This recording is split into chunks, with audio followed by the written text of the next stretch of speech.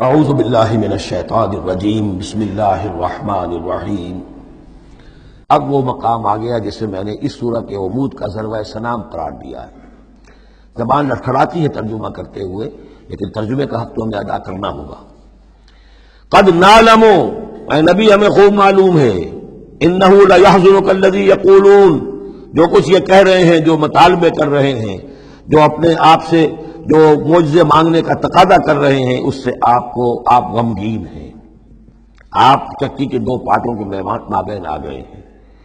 اب اس پر کیا جواب ہے؟ پہلا جواب تو یہ ہے فإنہم لا یکذبونک، اے نبی وہ آپ کو نہیں جھٹلا رہے، ولکن الظالمین بآیات اللہ یجحدون، بلکہ یہ ظالم اللہ کی نشانیوں کا انکار کر رہے ہیں، قرآن کا انکار کر رہے ہیں، ہمارا انکار کر رہے ہیں۔ آپ کا انکار کب کیا انہوں نے؟ غور کیجیے، اس پر یہ سمجھانے کا انداز ہے۔ آپ کو جھوٹا کہا؟ نہیں کہا۔ آپ کے اوپر کوئی تہمت لگائی؟ نہیں لگائی۔ تو آپ کی تو تکذیب نہیں ہے، تکذیب تو ہماری ہو رہی ہے۔ غصہ آئے تو ہمیں آئے، جھنجھلاہٹ آئے تو ہم آئے، ہمارا کلام ہے، ہماری کلام کو جھٹلا رہے۔ آپ کا کام تو یہ ہے کہ ہمارا کلام پہنچا دینا ہے، اپنا پیغام پہنچا دینا ہے۔ اب دیکھیے درجہ بدرجہ بات آگے بڑھے گی۔ یہ تو ہوا سمجھانے کا انداز، جیسے کوئی شفیق استاد ہے، وہ اپنے شاگرد کو سمجھا رہا ہے۔ ظاہر بات ہے، الرب رب وإن تنزل والعبد عبد وإن ترقى فإنهم لا يكذبونك ولكن الظالمين بآيات الله يجحدون۔ توہین تو ہو رہی تو ہماری آیات کی ہو رہی ہے۔ نمبر دو بات، وَلَقَدْ كُذِّبَتْ رُسُلٌ مِّن قَبْلِكَ، پھر یہ بات بھی ہے آپ سے پہلے بھی رسولوں کو جھٹلایا گیا، فصبروا، انہوں نے صبر کیا، عَلَىٰ مَا كُذِّبُوا، جتنا جھٹلایا گیا انہوں نے صبر کیا، وَأُوذُوا، انہیں ایذائیں پہنچائی گئیں، حَتَّىٰ أَتَاهُمْ نَصْرُنَا، یہاں تک کہ ہماری مدد آ گئی، وَلَا مُبَدِّلَ لِكَلِمَاتِ اللَّهِ، اور دیکھیے نبی، اللہ کی ان کلمات کو بدلنے والا کوئی نہیں۔ ہمارا ایک قانون ہے، ہمارا ایک ضابطہ ہے، آپ کو جھیلنا پڑے گا، برداشت کرنا پڑے گا۔ آپ کو جس منصب پر فائز کیا گیا ہے، اِنَّا سَنُلْقِي عَلَيْكَ قَوْلًا ثَقِيلًا، ہم نے پہلے ہی بتا دیا تھا کہ بھاری بوجھ ہے، اب جھیلنا ہوگا۔ وَلَقَدْ جَاءَكَ مِن نَّبَإِ الْمُرْسَلِينَ، اور آپ کے پاس رسولوں کی خبریں آ چکی ہیں۔ آپ کے علم میں ہے کہ ہمارے بندے نوح نے 950 برس تک صبر کیا تھا۔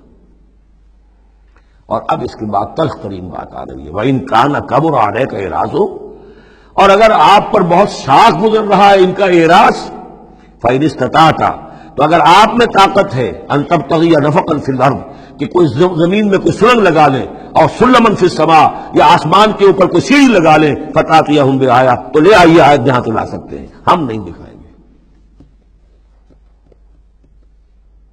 کس قدر انداز جو ہے حضور صلی اللہ علیہ وسلم سے گفتگو ہو رہی ہے۔ ان استطاعت، طاقت ہے تو لے آؤ، ہم نہیں دکھائیں، ہمارا فیصلہ اٹل ہے۔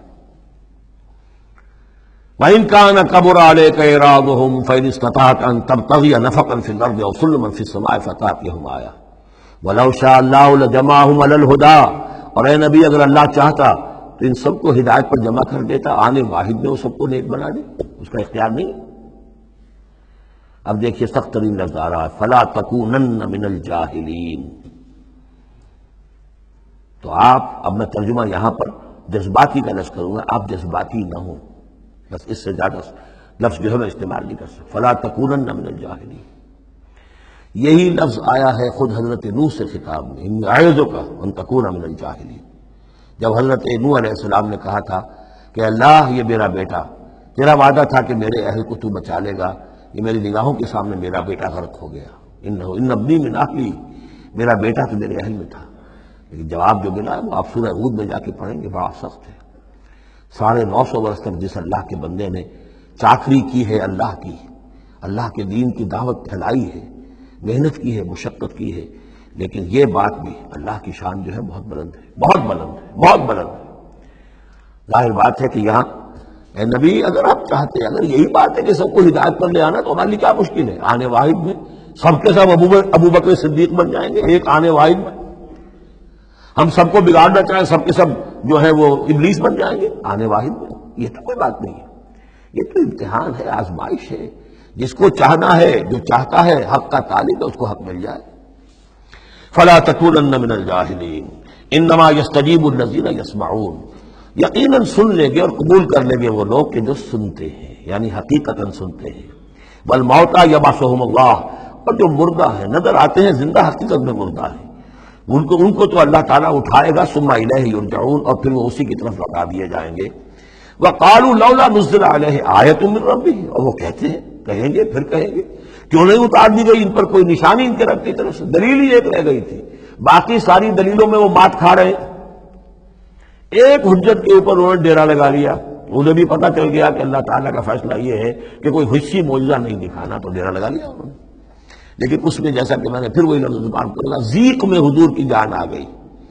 وَلَقَدْ نَعْلَمُ أَنَّكَ لَيَحْزُنُكَ، بلکہ دوسری جگہ پر یہ بھی ہے اَنَّكَ يَضِيقُ صَدْرُكَ بِمَا يَقُولُونَ، آپ کا سینہ بھیجتا ہے ان باتوں سے جو یہ کہہ رہے ہیں۔ وَقَالُوا لَوْلَا نُزِّلَ عَلَيْهِ آیَةٌ مِّن رَّبِّهِ، وہ کہتے ہیں کیوں نہیں اتاری گئی ان پر کوئی نشانی ان کے رب کی طرف سے۔ قُلْ إِنَّ اللَّهَ قَادِرٌ، کہہ دو اللہ تعالیٰ قادر ہے عَلَىٰ يُنَزِّلَ آیَةً، کہ وہ بڑی سے بڑی نشانی اتار دے، وَلَٰكِنَّ أَكْثَرَهُمْ لَا يَعْلَمُونَ، لیکن یہ ان میں سے اکثر لوگ جانتے نہیں۔ کیا نہیں جانتے؟ کہ اس طرح کا معجزہ دکھانے کا نتیجہ کیا نکلے گا، ان کی مہلت ختم ہو جائے گی۔ یہ ہماری رحمت ہے کہ ابھی ہم یہ معجزہ نہیں دکھا رہے۔ یہ بدبخت جس کو جہاں مورچہ لگا کر کھڑے ہو گئے ہیں، انہیں پتہ نہیں ہے کہ یہ ان کے لیے ہماری رحمت کا ظہور ہے، ہم ابھی مہلت دینا چاہتے ہیں، شاید ان میں سے یہ دودھ اور بلویا جائے تو شاید ابھی کچھ اور مکھن نکل آئے۔ صدق اللہ العظیم۔